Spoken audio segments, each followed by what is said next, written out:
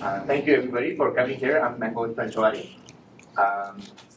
and I have just an amazing honor to have Dr. Azra Raza here today. Everybody knows her, and it's just very strange that I first found out about Azra as a poet because I'm part of an American-Pakistan organization, and she was during COVID, there was lots of Zoom sessions, and that's how I got exposed to her. And I go, oh, wow, what an interesting Pakistani person. She's an amazing poet. And then only later on I found out, like, oh, that's her evening job, or her actual day job is that she's a cancer, world's foremost cancer authority. And it's like, you know, how blessed are we to have somebody like her? And then she was going to come here, and she said, you know, maybe I should meet with some people. And I said, why not? So I called Junaid, and Junaid called Aifra and Shama Khan, and here we are. So welcome, everybody. I don't want to take any more time. Thank you for all being here. And Azra, welcome. And Aifra, please take it over. Thank you. Thank you so much, Mehmood. First of all, I wanted to thank you and Open for being generous hosts for hosting me and giving me the honor of hosting someone so special and remarkable. So welcome, Azra, Apa, and we will start the evening with a share that I want to read in your honor to welcome you. It's not my own share, although I do write Urdu poetry, but this is something that I chose for you. तुम जो आए हो तो शक्ले दरो दीवार है और तुम जो आए हो तो शक्ले दरो दीवार है और कितनी रंगीन मेरी शाम हुई जाती है. So we will start the evening with that. I am a medical professional by profession. I'm an internal medicine physician, currently working as a medical director at a health AI company. And what do I say for your introduction? There's so many accolades and achievements. A physician, a scientist, an author, a poetry enthusiast, professor of medicine and clinical director of the Myelodysplastic Center and executive director of the First Cell Coalition at Columbia University, recipient of several awards. And I started reading them and I was like, we're going to be here all night if I read all the list. So I will spare everybody that. Also, the author of The First Cell and the Human Costs of Pursuing Cancer to the Last, a bestseller. And we actually have some copies today that she has signed that we'll be giving away. Also a co-author of a book, Ghalib, which is a collection of the works of the famous Urdu poet. And I just found out, researching about you on this, that we both share that love of Ghalib and his poetry. And you've also published numerous scientific articles. So like I said, it could take all night reading all the introductions. So we will, I'm sure that everybody here is looking forward to hearing from you. So we'll start with that. So welcome and thank you for making time for us. So my first question to you is, how did you get inspiration in poetry? Can you tell us about that? Like, how did you get inspired to start reading and reciting and memorizing poetry? Let me start by thanking Mehmood Panjwani for organizing this whole thing. I'm so delighted to be here with all of you. And especially grateful to Aifra for being my interlocutor. Not an easy job, I'm sure. How did my interest in poetry begin? I think it's a matter of being raised in an environment where no conversation was ever complete without one of my parents reciting a sher. And from as far back as I remember growing up, it was always a culture of an oral tradition where we were made to memorize the great classic poets like Ghalib and Anis and Mir and Iqbal. And so because I was raised in that tradition and could recite hundreds of verses already, as I grew older and began to understand some of it, I realized that I have to dive deeper because they were so beautiful. Urdu is such a seductive language. I mean, to think of the way you can express yourself in Urdu and then the cultural context that gave birth to this language is so nuanced and so subtle, so delicate, such a beautiful culture, such a beautiful language. So I was like completely ravished, except I didn't understand enough. So at the ripe old age of 28, I was living in Buffalo, New York, doing my fellowship in oncology. I started just collecting a few friends in the evening and started something I called Urdu Mehfil, where we would read a ghazal of Ghalib, and I had 11 sharas around me that had the interpretations of the ghazal. We would read from all of them and then read again and again. So every evening, every time we met in an evening, we would complete one ghazal. Do you know that over the next 20 years, I read the entire Diwan twice with the sharas? Wow. And then, the shocking thing is that what occurred to me was that these 11 sharas are not doing justice to Ghalib because I can come up with a new one. And if you allow, I'll give an example. Absolutely. I don't want my answers to become so belabored and so long. That's fine. We don't mind. We're here to listen to you. There's a beautiful sher of Ghalib, for example, from that ghazal. Ibn Maryam hua kare koi, mere dukh ki dawa kare koi. Kaun hai jo nahi hai hajatmand, kiski hajat rawa kare koi. Then he comes to this gorgeous sher. Kya kiya Khizr ne Sikandar se?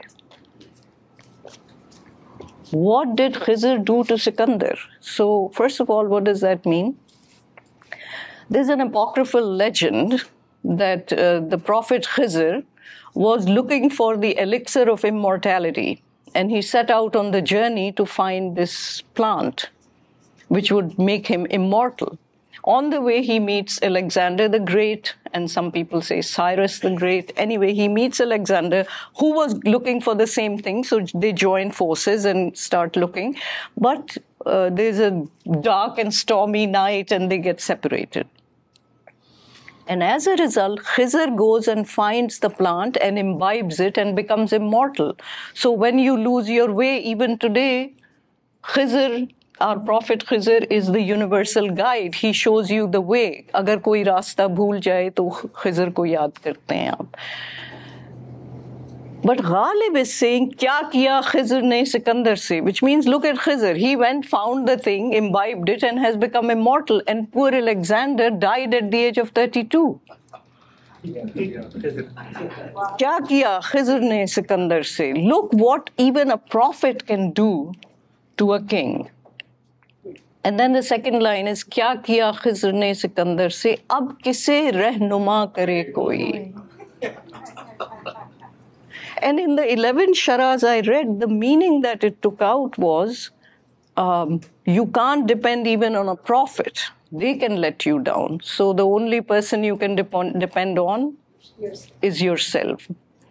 This was the classic interpretation, except I felt that is too tacky. That's too ordinary. Ghalib would never say something that ordinary, like depend on yourself. I mean, self-reliance. That's something Emerson would say, his essay on self-reliance. Yes, but not Ghalib. Ghalib is too subtle. So, the meaning I came up with my co-author, Sarah Suleri Goodyear, and I.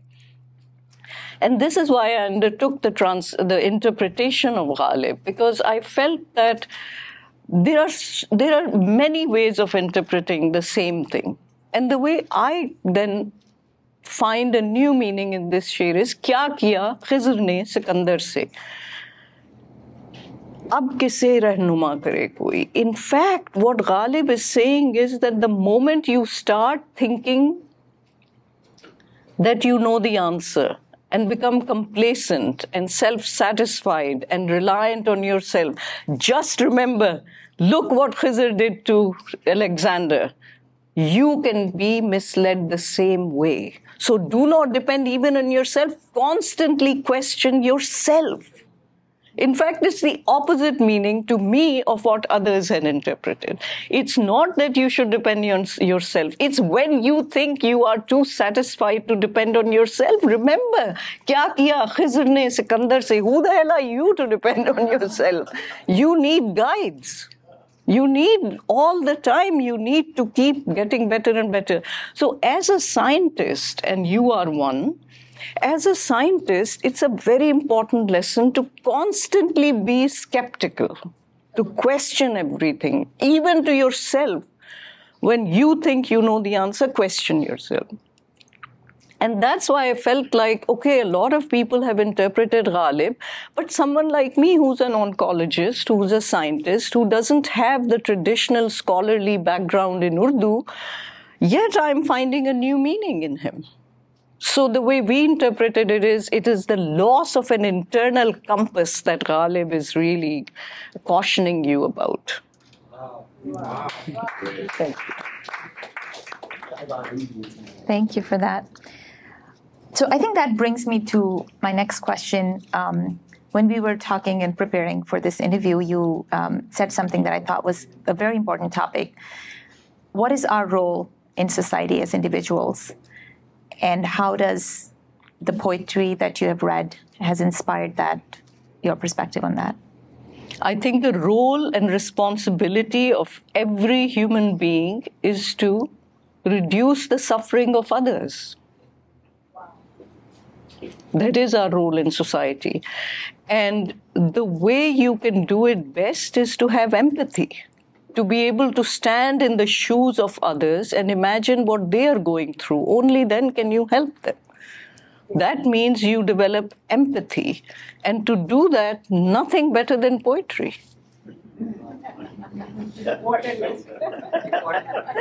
And I think as an oncologist, I'm sure a hematologist, that is something all that the you time. Yes, all are the challenged time. with every Yes. day.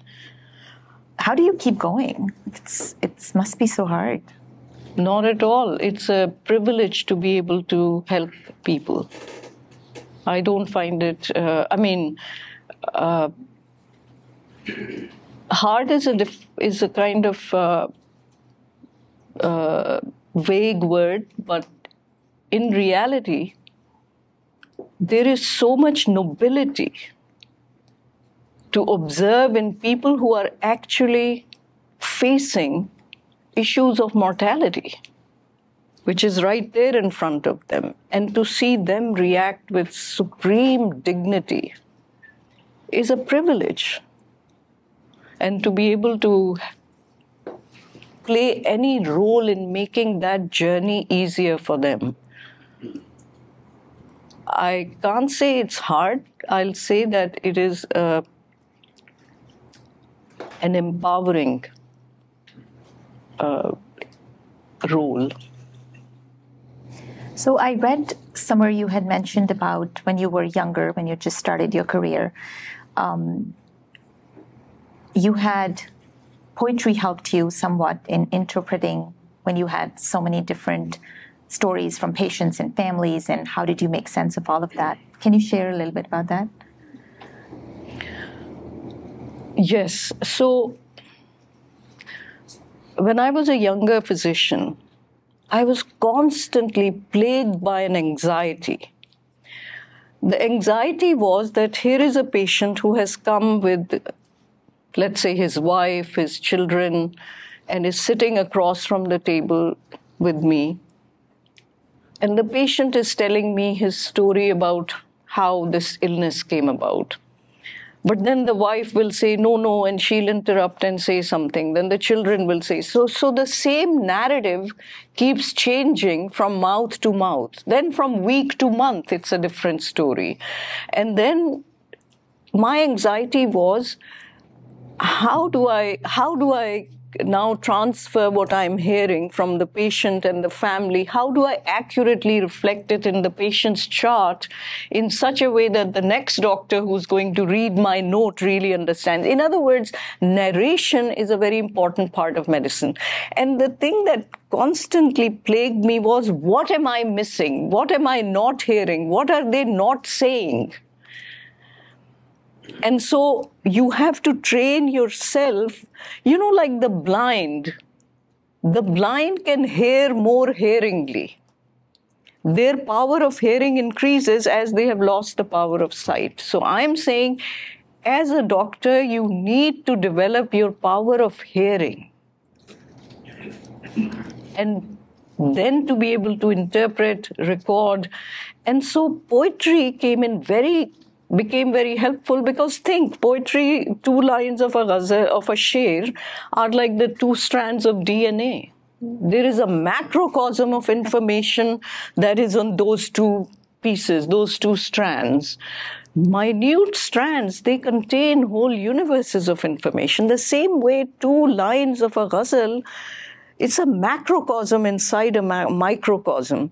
So in other words, you have to learn to read between the lines. You have to interpret. You have to think about what this really is.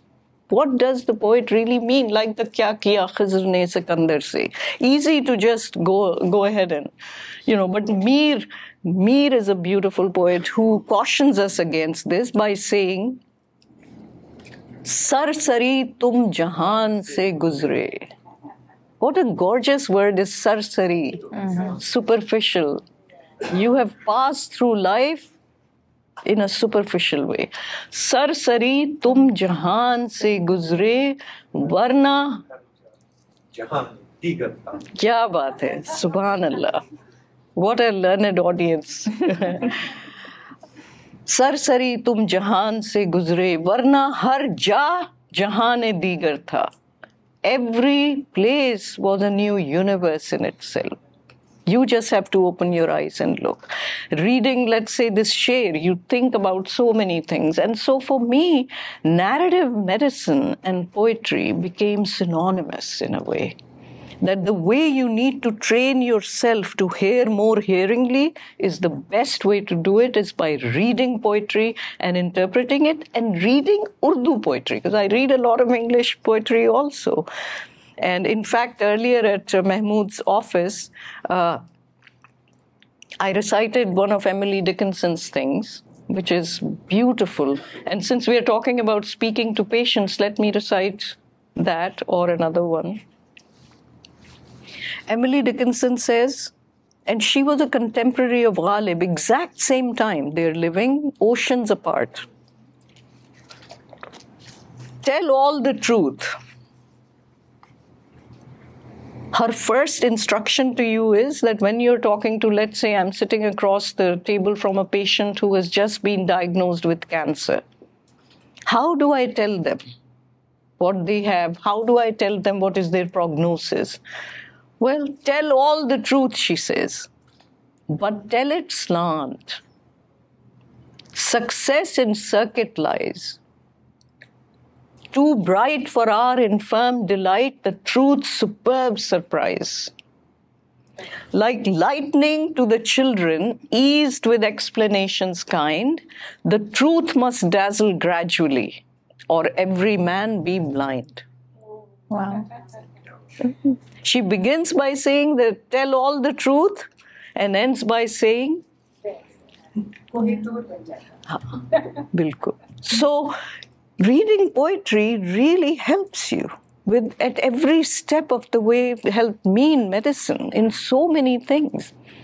But Urdu poetry especially, because no one writes that easily in Urdu, none of the great poets. You really have to shed your blood, sweat and tears to understand. I mean, like I said, I read Ghalib for 20 years from literally so many sharas, and still I feel like every time we read Ghalib, and let me give you one more example. My co-author Sara Suleri and I, after we finished our book of interpreting Ghalib, just 21 ghazals. We couldn't do more because even that took us 3 years.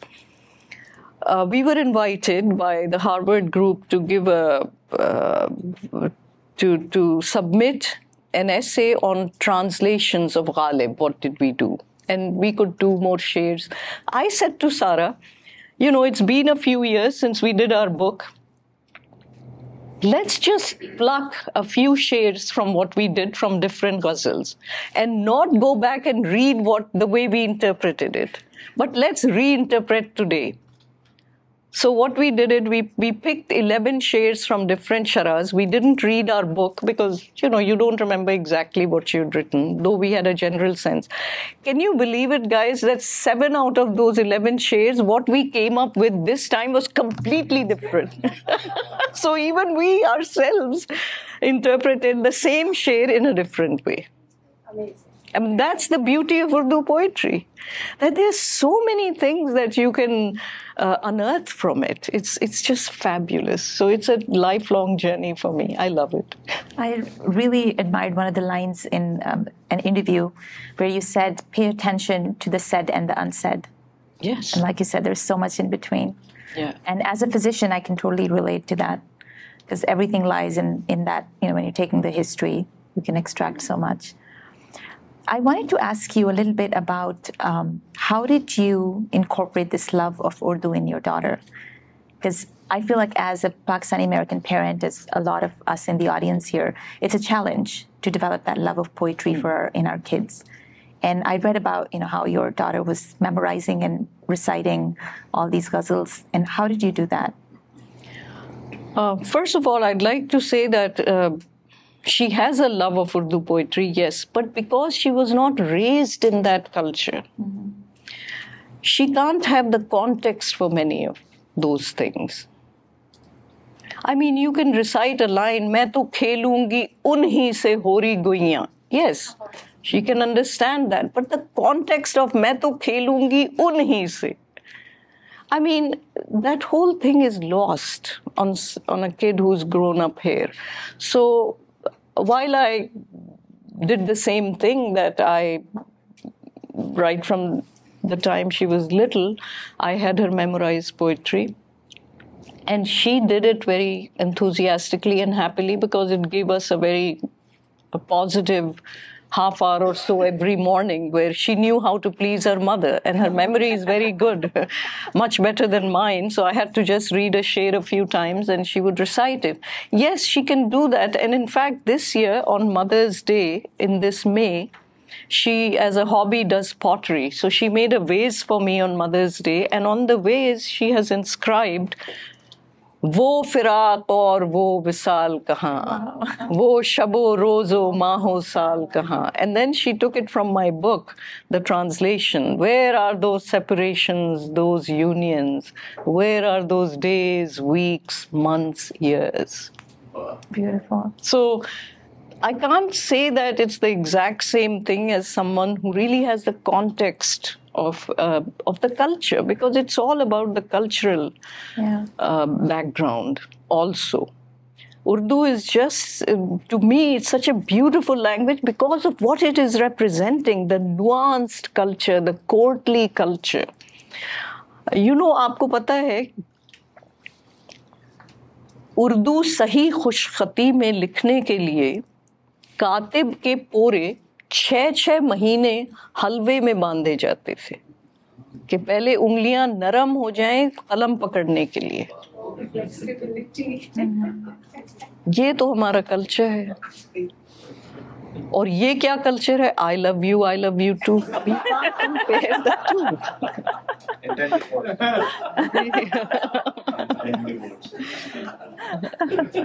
Divorce तो जब हो, जब marriage हो, उसकी तो वक्त ही नहीं आता.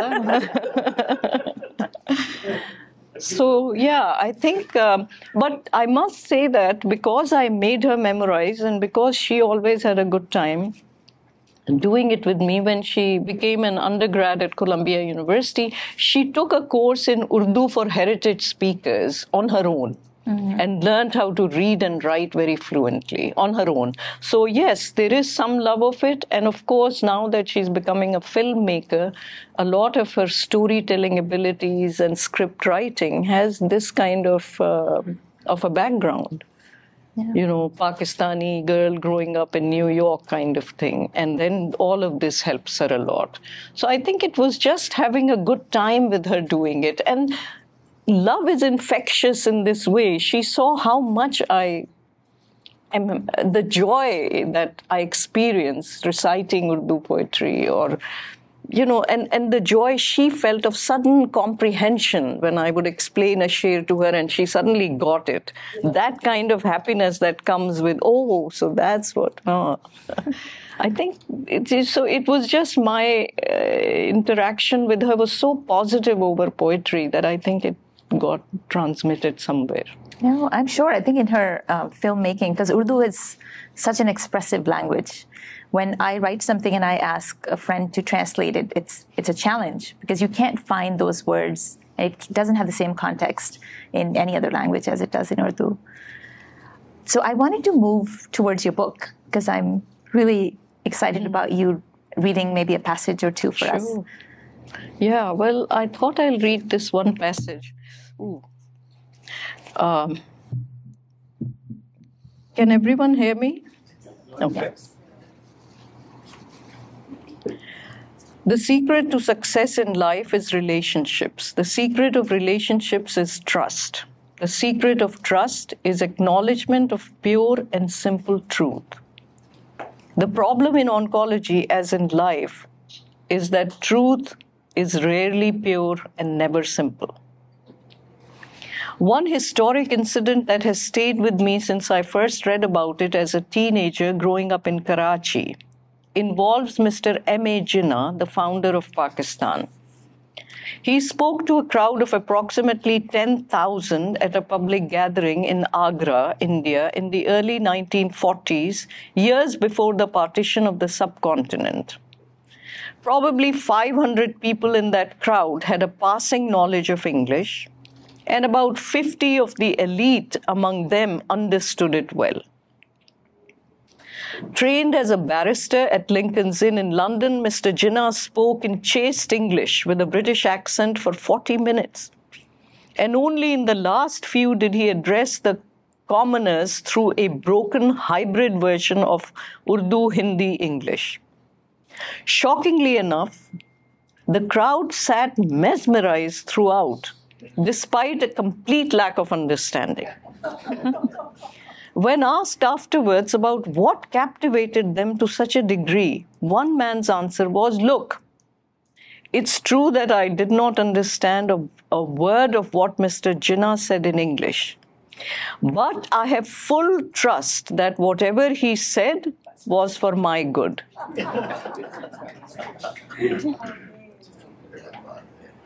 Was the man's blind trust justified? Trust is not just the sugar-coated glaze. It is indispensable, essential, vital. Too much willingness to trust is naive, a leap of faith that can earn deception. Yet a deeply meaningful blind trust is justified as long as the trustworthiness of the individual is established. The man's trust was based on an intelligent and experiential assessment of Mr. Jinnah's previous actions, competence, reliability, his integrity, his demonstration of benevolence and empathy for the common man. Trust is not a static entity. It must be continually won. Mr. Jinnah had won it. Patients have the right to trust their physicians the same way. Mr. Jinnah was trusted by his constituency.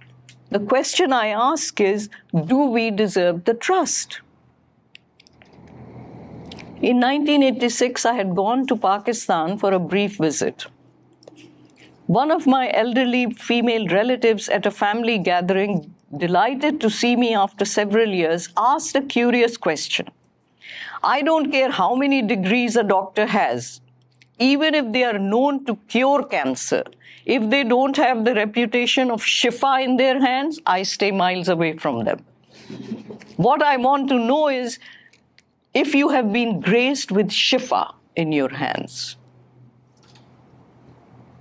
Shifa is an Urdu word, loosely translated as the healing power. It is the equivalent of blind trust in one's doctor, a powerful, intangible confidence that no matter how deadly their health challenges, and especially when medical knowledge is stumped, the physician alone possesses the wisdom to remain sensitive, to proceed in caring, empathic ways, always exclusively focused on the patient's interest. Lady N, she was one of my patients that I'm writing about. Lady N thought I possessed Shifa. She expressed her confidence at least half a dozen times during every clinic visit. She trusted me with her life. I obsessively tally the number of ways in which I let her down. This terrified, trusting, vulnerable woman sitting in consultation across the room from me, her mind and body besieged from within and without, desperately seeking a lifeline I had no power to conjure. Lady and I both knew that she had a fatal illness, that it was simply a matter of time before she would enter the bedlam surrounding end-of-life issues. Obviously, I had no cure to offer, no magic bullet to eliminate the coming leukemia. And each time she expressed her implicit trust in the power of my Shifa, I reminded her gently of what was expected. She scoffed, she laughed it off, she changed the topic. Sometimes she became agitated, abruptly got up and walked out. I broached the subject of involving our palliative care team, which she dismissed out of hand. What about a psychiatrist? I've been on antidepressants practically all my life. My mother thought I was hyper when I was 2. I don't need more doping, thank you, Dr. Raza. Lady N simply refused to accept that the end could come for her. She demanded therapy for her cancer, not her mind, willing to be a guinea pig for any experimental approach I could concoct. Was Lady N wrong in trusting me? Where is my Shifa?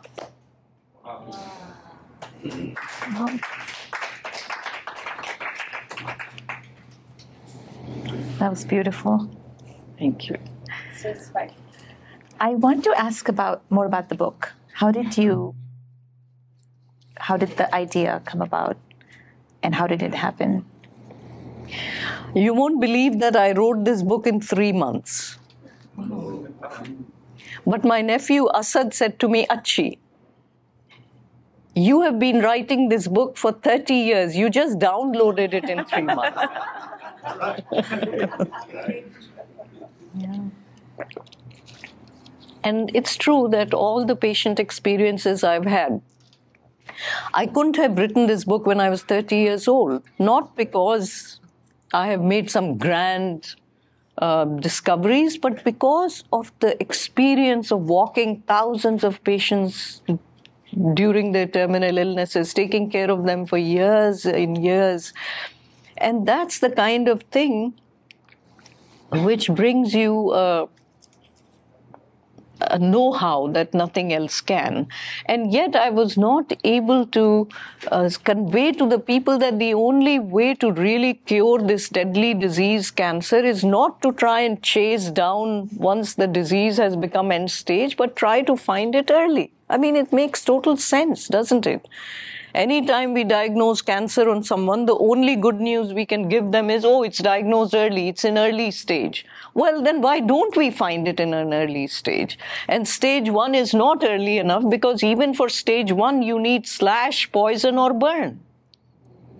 Surgery, chemotherapy, or radiation therapy. You still need those horrible treatments. Why not find it earlier than stage 1, the first cell level? So this is just one of my assaults on the field. I'm always going around writing about it, so many articles before the book, asking for the same thing, that early detection and prevention is the right thing to do. And so in the book, I decided, why not look at every question related to cancer from the prison of human anguish? What are we doing to patients? Why not do that? And this is what I've done in the book. Every single thing related to cancer, I've looked at it from the perspective of a patient. Chapter 1, Omar, 38-year-old, one of my dearest friends, Nahid Asfar's son. Oxford, Columbia, educated, doing so well, and suddenly he's diagnosed with osteogenic sarcoma. From the moment of his diagnosis, every oncologist knows he's going to die. Nothing we do is going to prolong his illness. But what do? Amputate this, cut that, 2 times he has one right lung, half the lung removed, half of left lung removed, constantly. Surgeries, 7 surgeries. Major surgeries. No sooner does he recover from one, he has a tumor pop up somewhere, we are taking him back. Chemotherapy, radiation therapy, experimental therapy, immune therapy.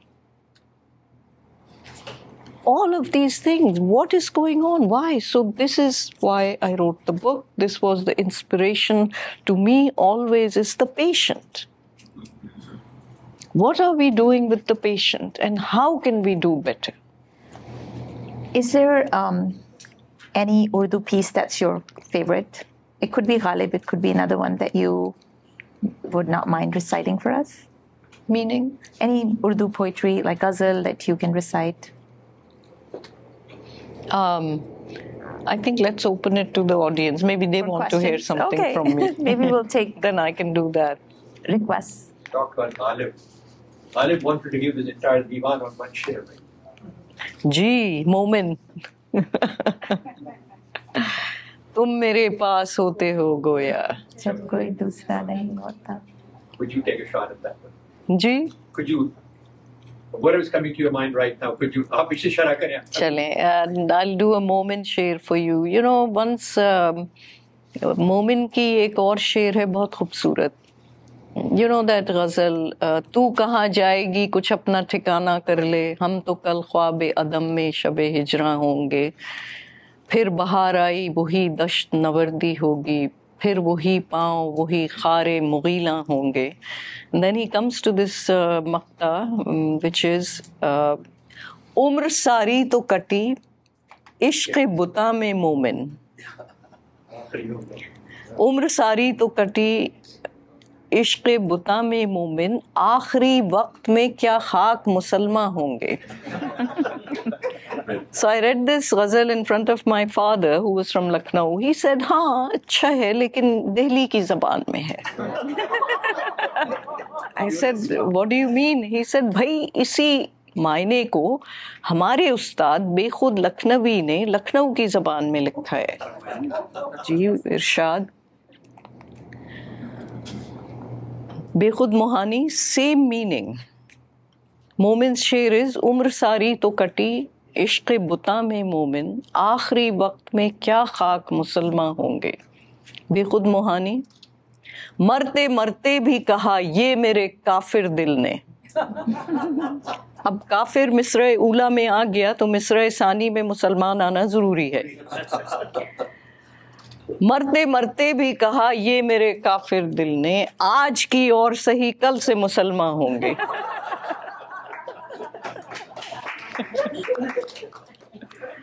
Oh, by the way, another sher in this ghazal is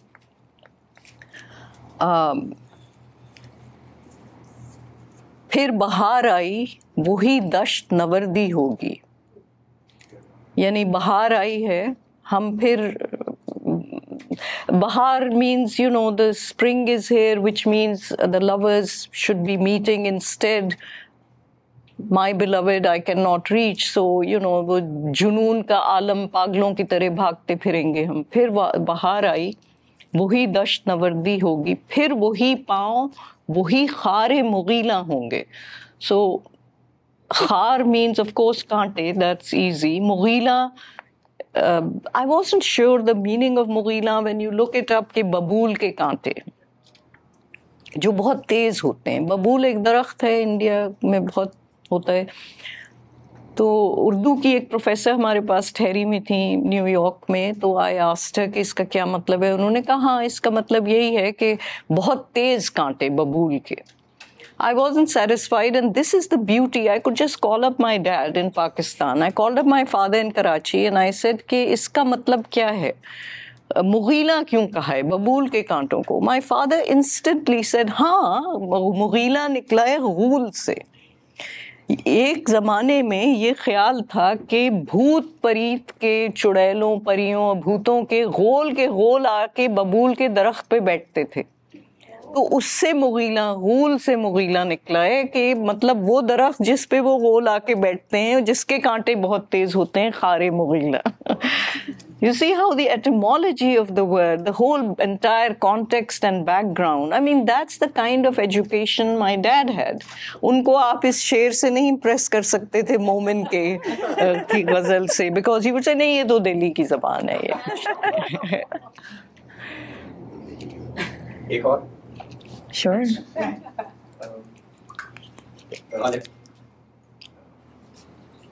होता है निहां गर्द में सहरा मेरे पीछे. घिसता है ज़मीन. Guy had no wealth. He was dead broke. He had the audacity to घिसता है ज़मीन खाक पे दरिया में. जी. How do you interpret that How do I interpret it? today? I'm going to read you because I quote this sher. So 2 mothers in this book. Chapter 1, Umar and Umar's mother Nahid. And chapter 6, Andrew, 22-year-old best friend of my daughter, not her boyfriend, her best friend, since they're growing up. He dies at 22, he's diagnosed at 23, he dies of a horrible brain tumor. So his mother, Elena, one of my dearest friends. So, Nahid, Elena. Some sorrows are unfathomable, language incapable of expressing them. What combination of letters could possibly speak the unspoken thoughts of mothers Nahid and Elena as they bid unhurried farewells to the serially dying parts of the creatures they had birthed and nurtured for decades? The anguish has no beginning and no end, no relief, no ascent or descent, no respite, collapsing past, present, and future into one bottomless pit.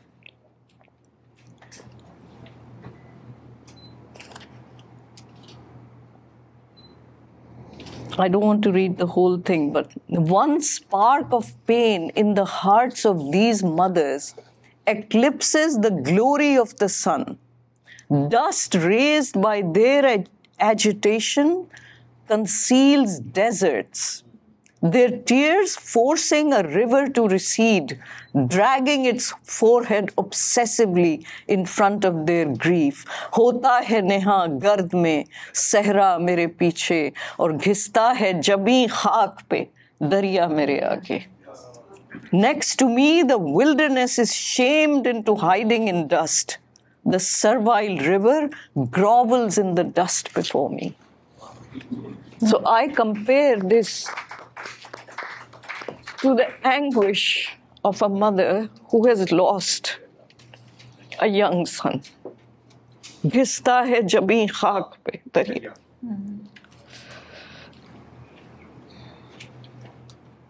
Doctor, you said something about Shifa, and that the Shifa is almost a gifted thing rather than anything else.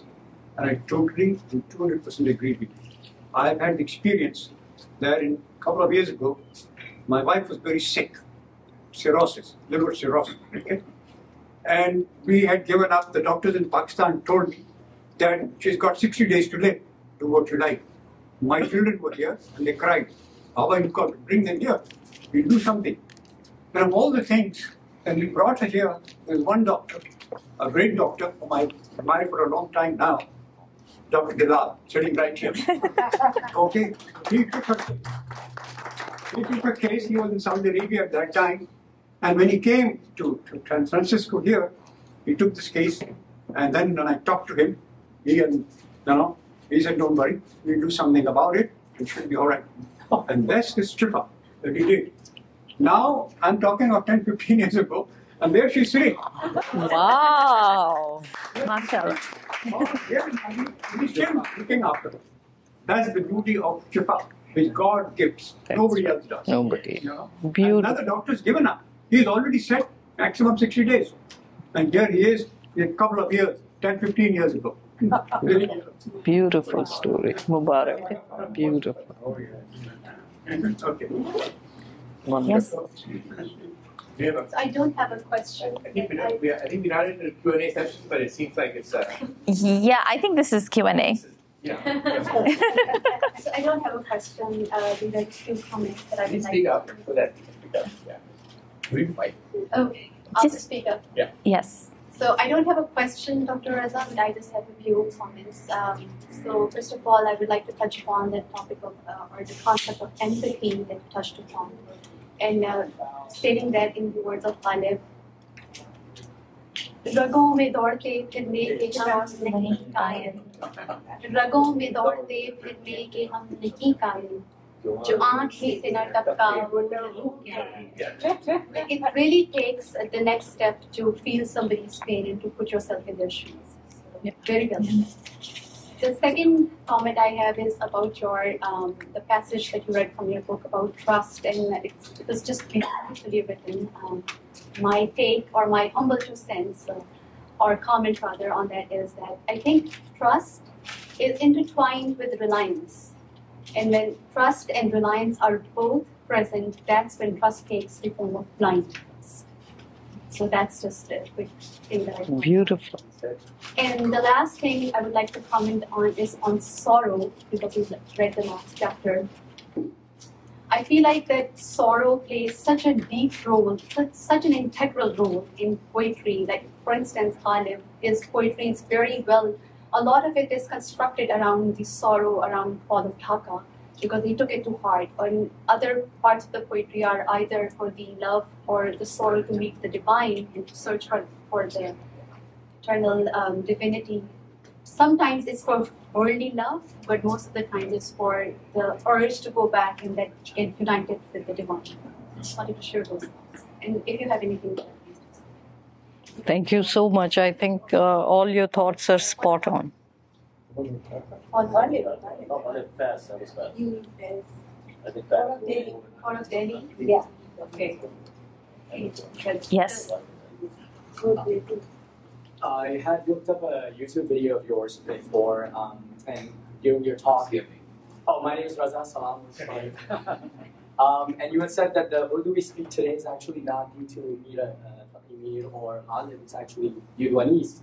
And since we were talking about sorrow, I just wanted to know if you could recite some of these for us, whatever was coming to your mind.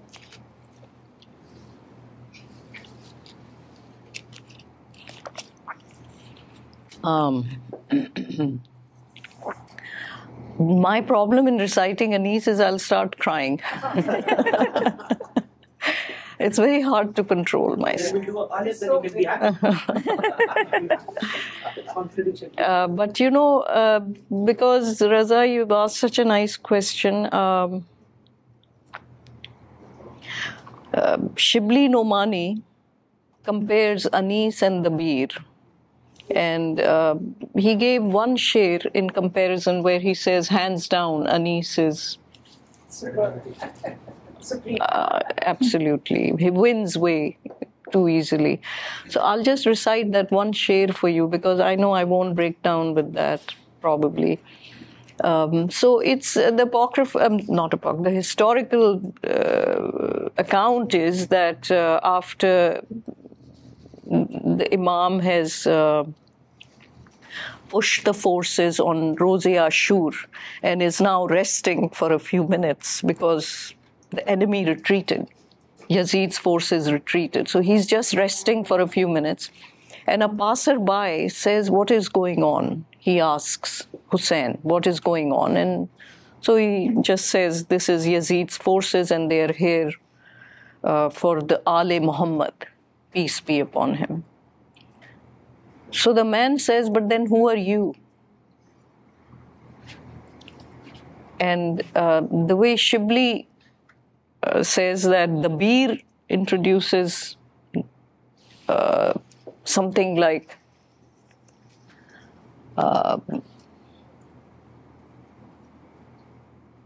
Farmaya, Main Hussein alayhi salam or something like that. But then Anis, who is a real psychiatrist, goes deeper into the incident and he says that while this conversation was going on, the Imam felt that this man is sympathetic to his cause rather than to Yazid. And so the Bir has said something like, Farmaya main Hussain alayhi salam hu. Whereas Anis brings in, Ye to na keh sake ke shahe mashriqain hu. Maula ne sar jhuka ke kaha, main Hussain hu.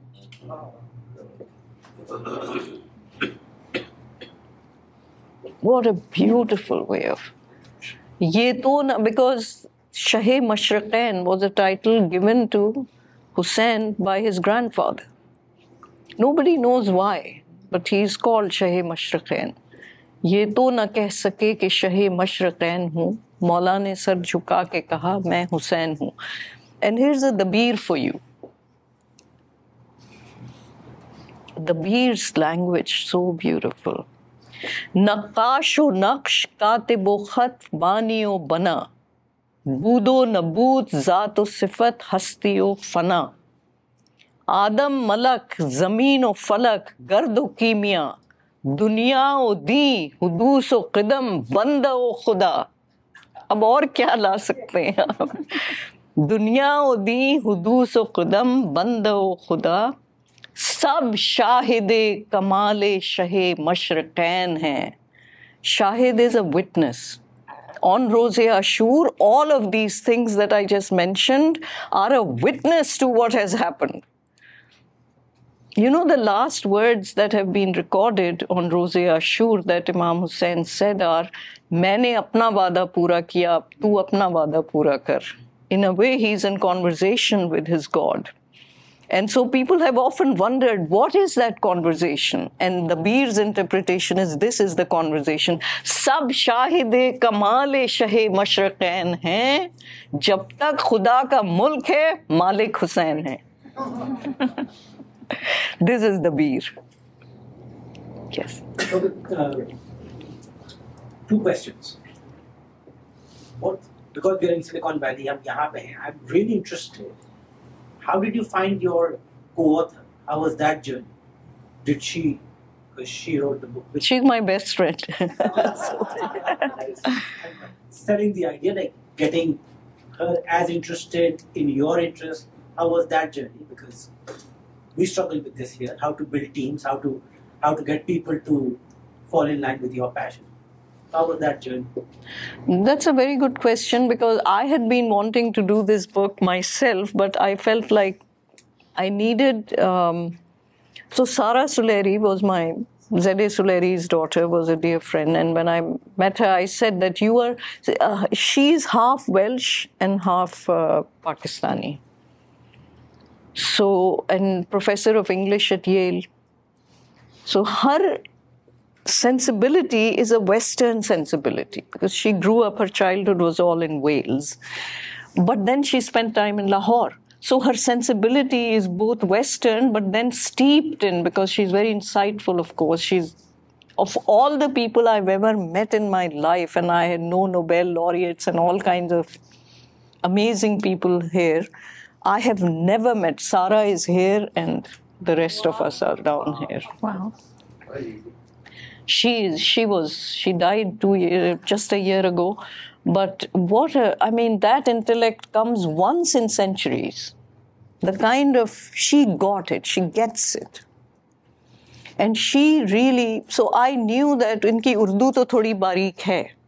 But if I can explain कि भाई गालिब का ये कहा है उन्होंने, ये मतलब है उनका.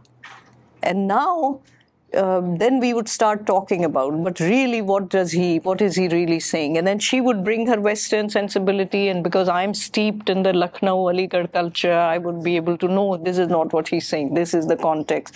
We would debate one share for days sometimes.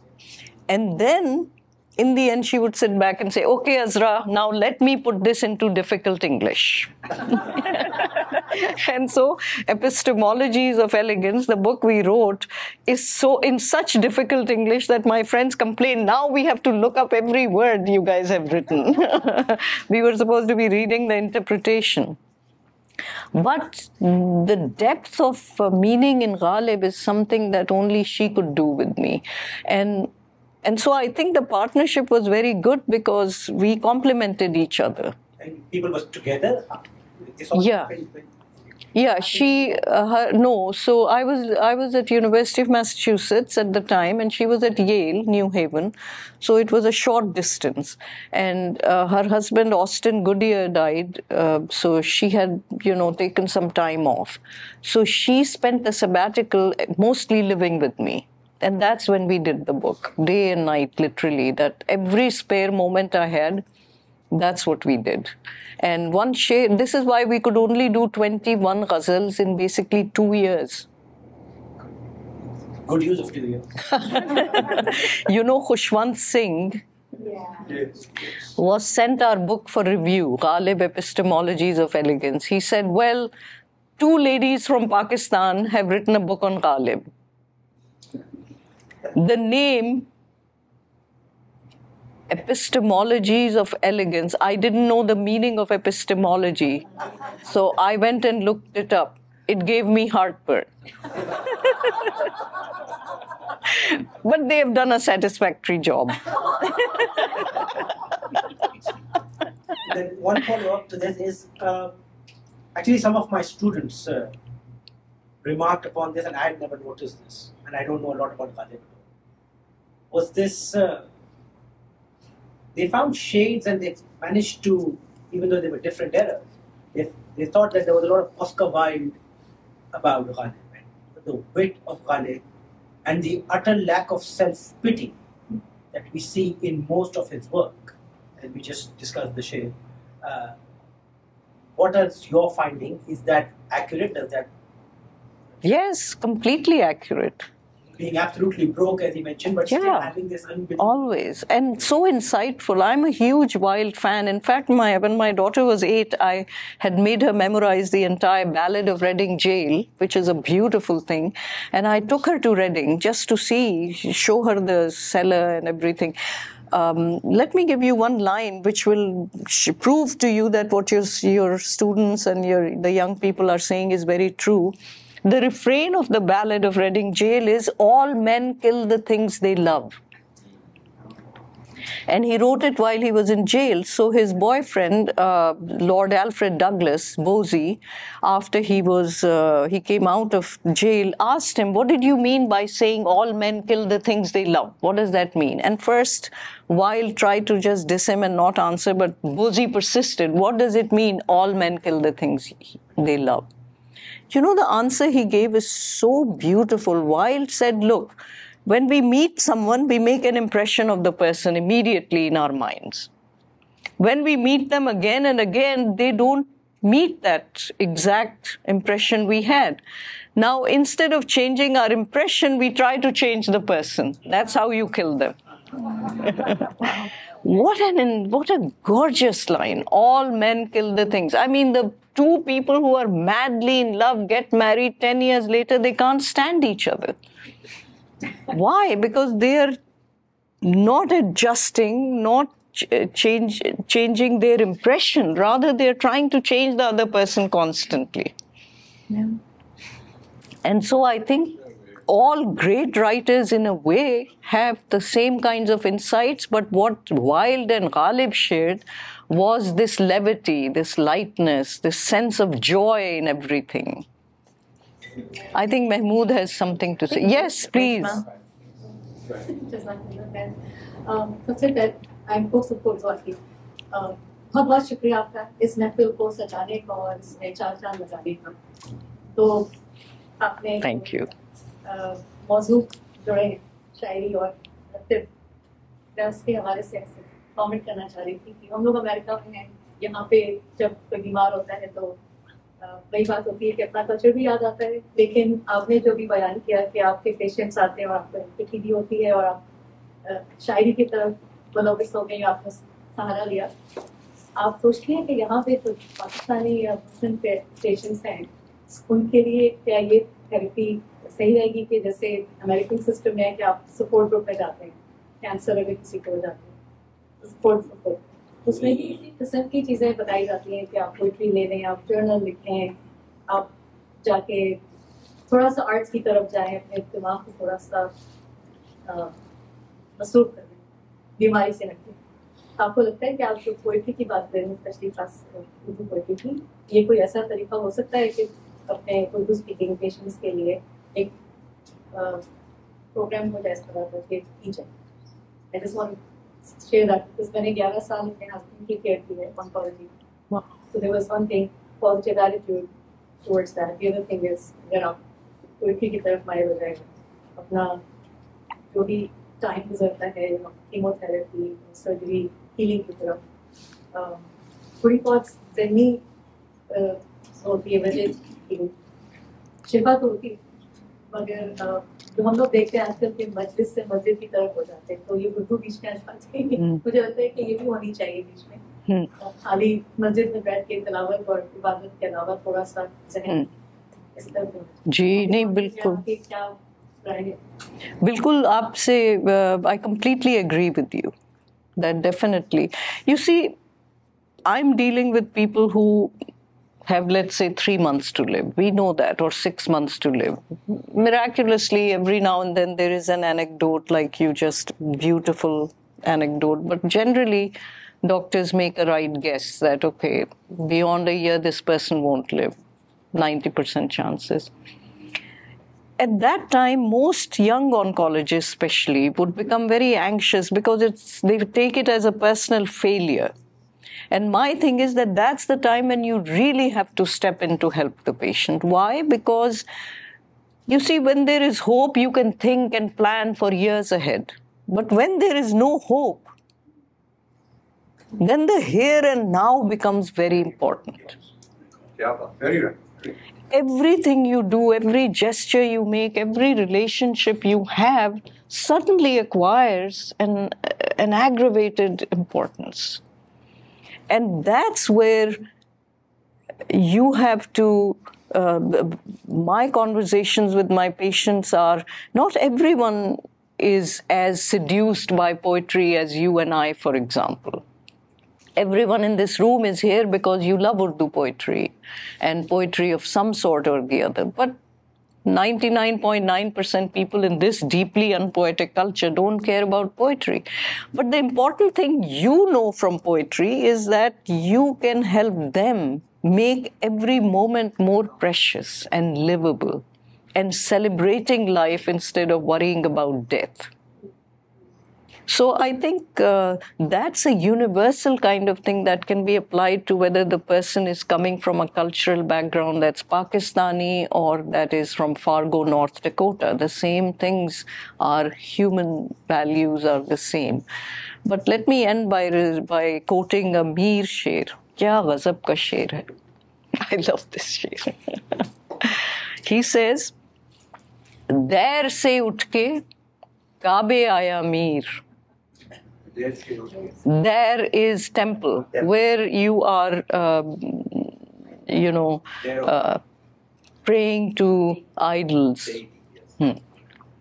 So Ghalib is, Mir is saying, kya ghazab ka sher hai? There se utھ ke Kaabe aaya Mir. Which means finally he has seen, the light of day. देर से उठ के काबे आया मीर, जिसको चाहे खुदा खराब करे.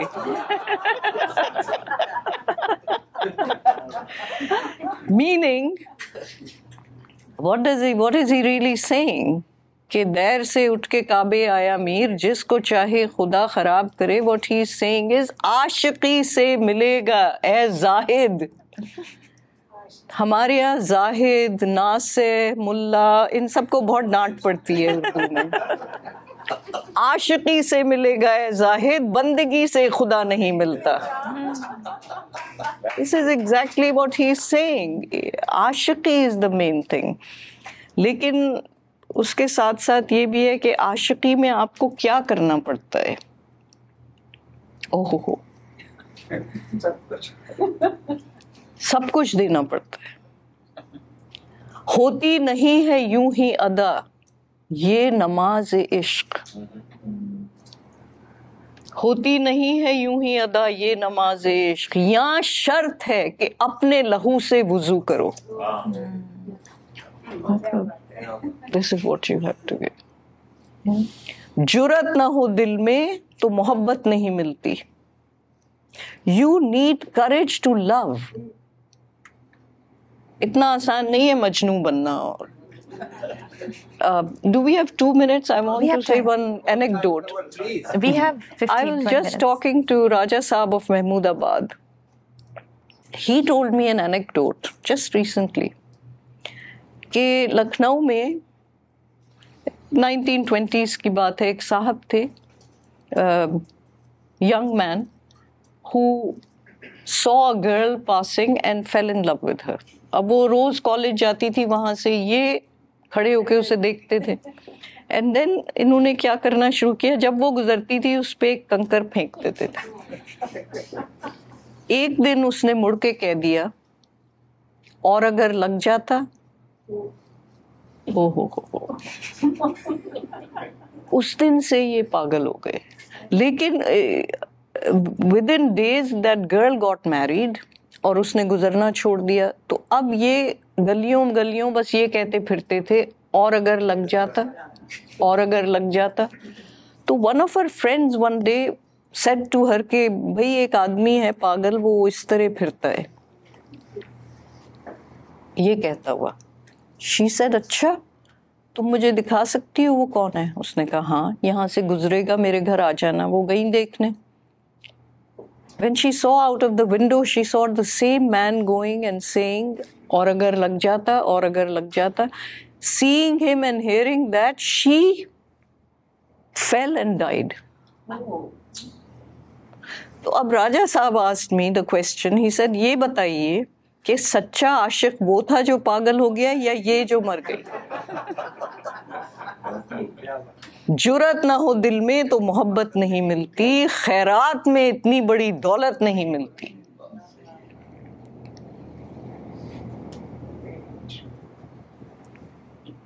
जो आपने प्रेजेंट मोमेंट में रहने की बात की थी सिर्फ मरीजों के लिए, वो तो मेरा ख्याल है एप्लीकेबल है हर आदमी के लिए, कि बजाय कि पास्ट और फ्यूचर में रहे, you have to live in your present. बिल्कुल. And relish it. Totally. So true.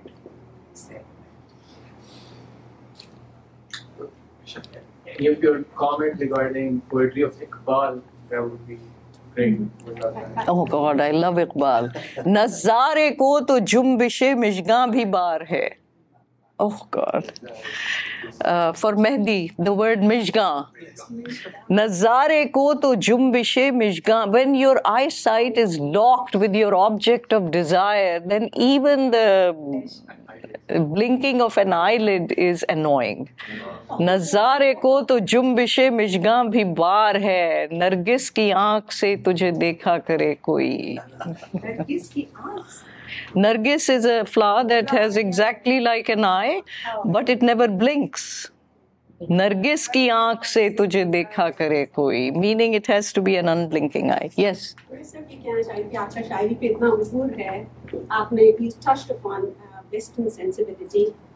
तो मैं ये पूछना चाहूँगी कि आपकी नज़र में ऐसे poetry, I mean any beautiful word touches the heart. So poetry is poetry regardless of the language you use. आपकी नज़र में क्या चीज़ यूनिक है about our Eastern poetry and stands it apart from the Western? What are the strengths that you feel in either of the two? And what stands the Eastern poetry for? That's a very good and a very important question. You know, a friend of mine just produced a play called Mughal-e-Azam. Has anyone seen it? Yeah. Wow.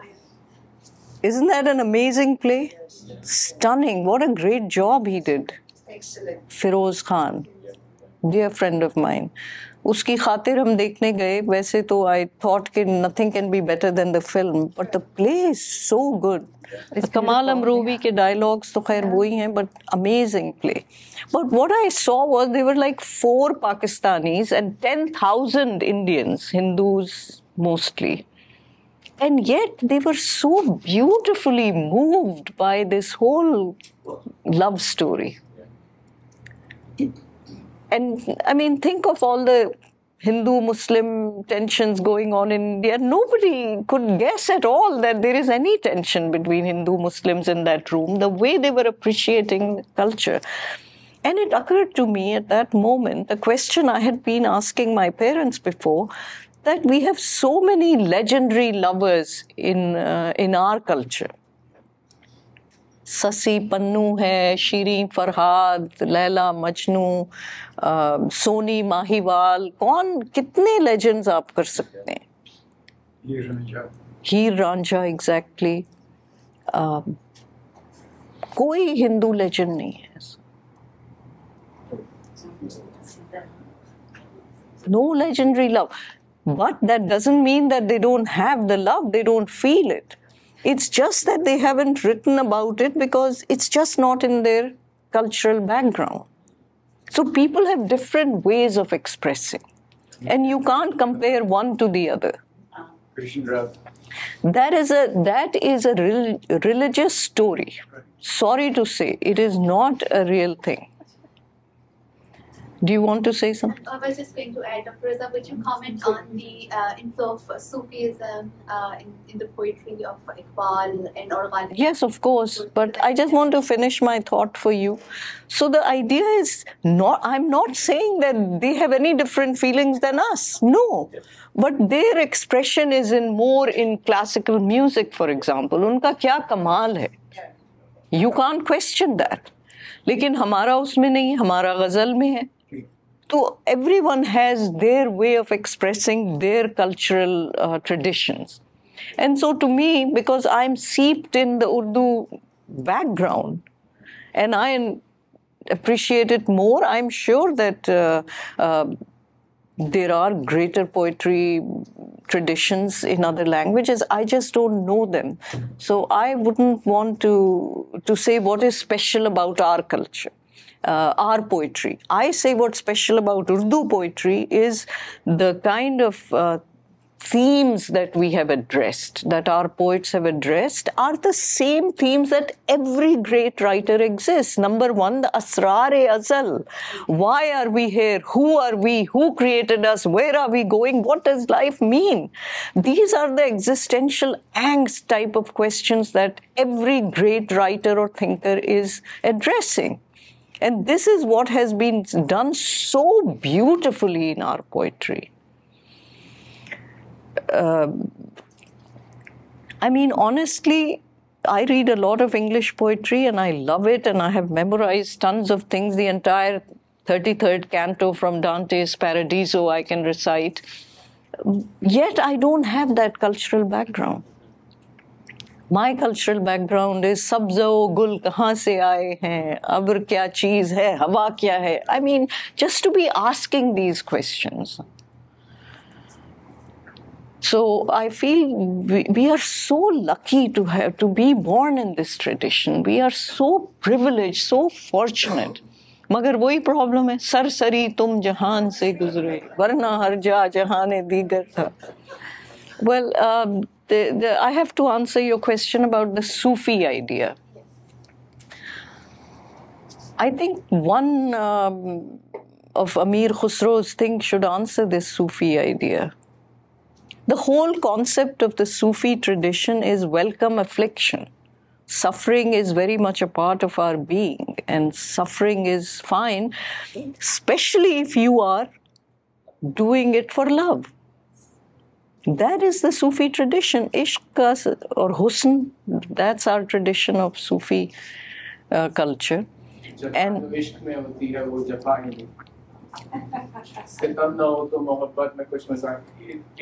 regarding quoting Hazrat Bilal. How beautiful. Read the whole thing again. जफा जो इश्क में होती है वो जफा ही नहीं, सितम ना हो तो मोहब्बत में कुछ मजा नहीं. क्या बात है, क्या बात है.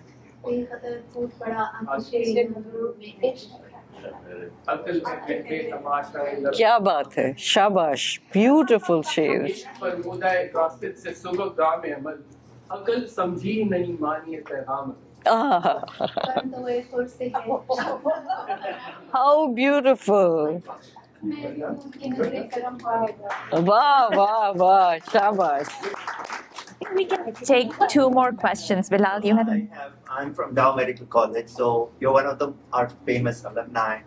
And just always wanted to ask this question: how does Dow Medical College, that 5 years, 6 years, and then you're working with the patients in Pakistan, how did it impact you? And how did it make you the amazing doctor that you are now? I don't know. Good question. Well, you know, I have been fascinated intellectually by the question of cancer, because as a teenager, I read a book in which it said something like, if you imagine the body is a state and the cells are its citizens, citizens have to stay and follow some rules. And one of the rules is that citizens have to stay home in the organ in which they are born. Liver cells must stay in the liver, ovarian cells in the ovaries, lung cells in the lungs. Only in one condition they walk out. That's cancer. And I found that fascinating. How is it that they develop this mobility to walk out? And the second thing was that we in our bodies give birth to a new species that can live forever. So as a teenager, these are the 2 questions that fascinated me. If I can unlock the secret of a cancer cell that can live forever, I can unlock the secret of immortality. And second, how do cells develop mobility as a cancer phenotype? And that was an intellectual challenge. And I was already obsessed with wanting to study cancer. But then at Dow Medical College, I saw my first cancer patients. And Bilal, the problem going to Dow is, at least in my time, in the 70s, was that patients only came when they had end-stage disease. Fungating masses, big horrifying tumors, 32-year-old with a sarcoma that is smelling so bad from the next building. You can say that there is a cancer patient. That kind of thing you never see here. That's where the first cancer patient I saw, I knew that now I have an emotional investment, which is the necessary thing for a quest of life. An intellectual challenge is never enough. Your heart has to be in it. Mm. And so Dow gave me that dard-e-dil. Yeah, I'm going to give Gufran an opportunity. He hasn't asked. I just had one question. Excellent. Kind of building up. You preferred calling your dad, having the Urdu, Lucknow. A little bit would be interested on your mom's side influence, but the medicine also came from family or like parents, or were they doing something else? And I'm just curious, like, how would you characterize your influence by both your parents? Medicine came, so in my family, my father was in the foreign service and my mother was a Sharif Zadi, never, it was below her dignity to work or think of it. But my grandmother was a Hakim, and many of my father's mamus were Hakims.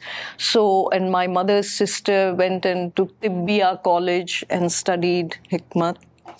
My grandfather in Lucknow founded the Tibbiya college. My God, you see, how lovely, how beautiful. Well, so there was all that tradition, but I was never exposed to it. For us, growing up in Pakistan, there weren't that many things you could do. Because President Ayub Khan decided that liberal arts education is not useful for a young country. We should only teach our young people skills. So they should be doctors, engineers, or lawyers, mainly. Those were the 3 things open to you. Now, I was always a seriously curious person who, my first love was ants, just study of ants, myrmecology. And so, for me, the only entry into science was study medicine. It wasn't that we had molecular biology, PhDs, graduate work available. So it was, I think a lot of it is that we didn't have that many choices. But then four of us siblings are all physicians in the family, and it could be that the siblings influenced each other, but I would again say that it's hard to tell when you don't have that many options. Yes. A quick question. One, I just love what you're saying. I think liberal arts, everything, I mean, we have compartmentalized education, which is my field, unnecessarily. I always go to Leonardo da Vinci, who studied everything. We can't say science, arts, this, that. Everything is needed. You have gone to your art of choice, poetry, which balances this really difficult job you have. I have a lot of respect for doctors because they see people at their worst. I, as an educator, I see people growing and learning. It's all positive, it's all good. When my students are presidents, whatever, I think I had a part in it, you know. So yes. That is, you know, I'm glad that you have both. One thing, you're right about different cultures have different themes, but I am a great believer in the poetry of mystics. Punjabi, Urdu, English, Spanish, you name it. Yes. The experience a mystic has, I believe, is a human experience. Doesn't matter if you're Catholic or Muslim or Hindu or it has no difference. So if anybody is looking for something that is comparable in poetry, I think mystic poetry is it. But my question is there a young Urdu poet, or not young, even old, of the 21st century that you know of that reflects in their language? And we know Ghalib wrote for his time, we know Iqbal wrote for his time, and they are such beautiful reflections of the time and also of general human experience. So they are for all times and also for that time. Is there somebody in the 21st century who is writing for our time, Urdu, English, whatever language?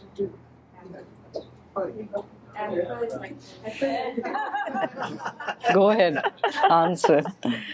I'm trying to write for our time. And when you were talking about cancer patients, I'm not an oncologist, I'm a hospitalist, but I do night calls. And when I'm taking care of patients who are on comfort care, palliative care, end of life, and I have not taken care of them for years. So it's a complete contrast to your journey of taking care of somebody and walking with them. I just meet them minutes before they die and sometimes after they have passed away. So I've written an Urdu poem. The title is in English. It's called Time of Death, 11:05 p.m. I'll be happy to share that with you, which talks about what goes through. No. It will make everybody cry, so I don't know. Go on, make us cry. Why are we here? Okay. Okay, I will read it, and then that we will conclude the evening on that because. You have to conclude on time of life or something. While you're looking for that, can I ask you a question? Actually, wait, I'd like to address something you said. You said mystical poetry is the most important if anyone wants to connect. No, I didn't say it's important. I'm saying that if somebody's looking for something that carries across I see.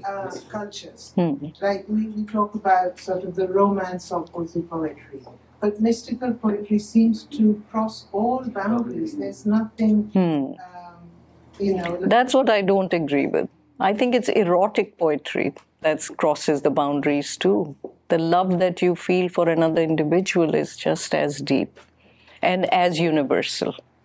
That's what my point is. It's not just mystical, but any kind of love. That's what poetry really defines. As for young poets, somebody asked me about, let me just, while you're looking, I think I'll just read two shares. They're so beautiful, written by younger poets nowadays. एक बच्चे ने क्या शेर लिखा, 18-19 साल की उम्र, I don't even know his name. चलो मैं जिंदगी भी काट लूंगा. चलो मतलब जिंदगी काटना क्या मुश्किल चीज। चलो मैं जिंदगी भी काट लूंगा अगर ये आज का दिन कट गया तो।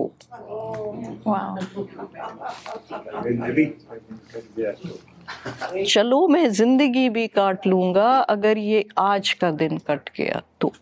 And then another sher by my great friend Ifti Naseem, who wrote it as a young person also. You know, ghazal has a real tradition. He stays in the tradition and he breaks every rule of the tradition.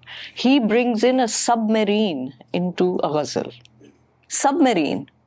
Aabdoz kishti. You know, submarine that is submerged in the sea. कटी है उम्र किसी आबदोज किश्ती में. I have spent my life in a submarine. कटी है उम्र किसी आबदोज किश्ती में, सफर तमाम हुआ और कुछ नहीं देखा. Wow. This is a modern poet bringing a submarine into a ghazal tradition and saying something so profound. So I think there's a golden period on Urdu. I think Urdu is very much alive. Anyone writing epitaphs of Urdu, go read some of the modern poets and listen to Aifra.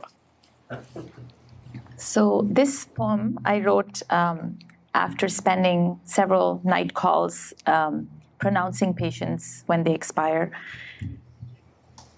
Ghangor sannata, purzor sannata, गूंजता हुआ, चीखता हुआ, खामोश सन्नाटा, बंद धड़कन,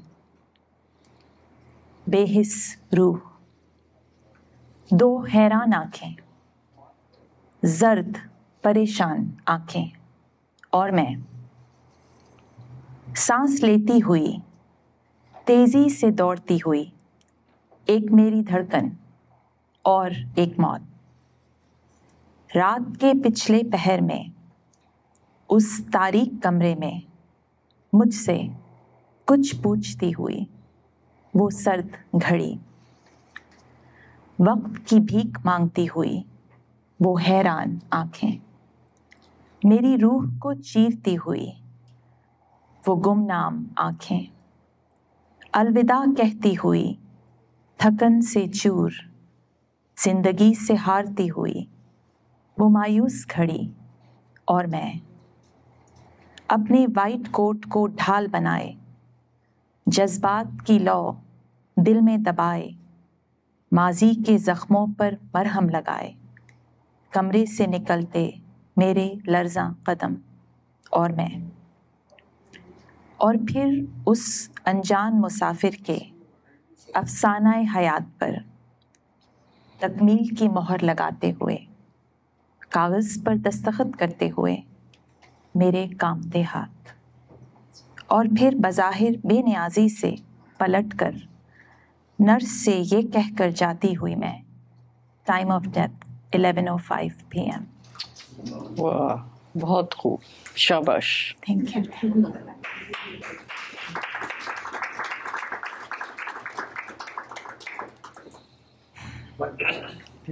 Conclusion तो आप पे होगा. So any last message you want to share with the audience? Please, I'm just thinking we are about an hour. Oh my God. Which we expected. Azra Raza is from the East Coast and she's on East Coast time and she has a conference to attend tomorrow and Sunday at Stanford and she's speaking. Please come. You have to register for it. On Sunday afternoon she's at a oncologist panel. So I think we should let her go. We should let her go. Yes. एक उनको कहने दीजिए वो कुछ कहना चाह रहे हैं. This is our long time Silicon Valley senior than me. He's been here longer than I have. It's really hard. So. We haven't touched on the mischievous side of Farrukh. जी. कल वो जाता था कि वायर्स को मैखाने से जी. कुछ. Or even more than that, he makes fun constantly of poor Moses. क्या फर्ज है कि सबको मिले एक सा जवाब, आओ ना हम भी सैर करें कोहे तूर की। सैर करें। Beautiful. कल को जाता था कि हाँ बिल्कुल। Thank you everybody for coming. Thank you, everyone.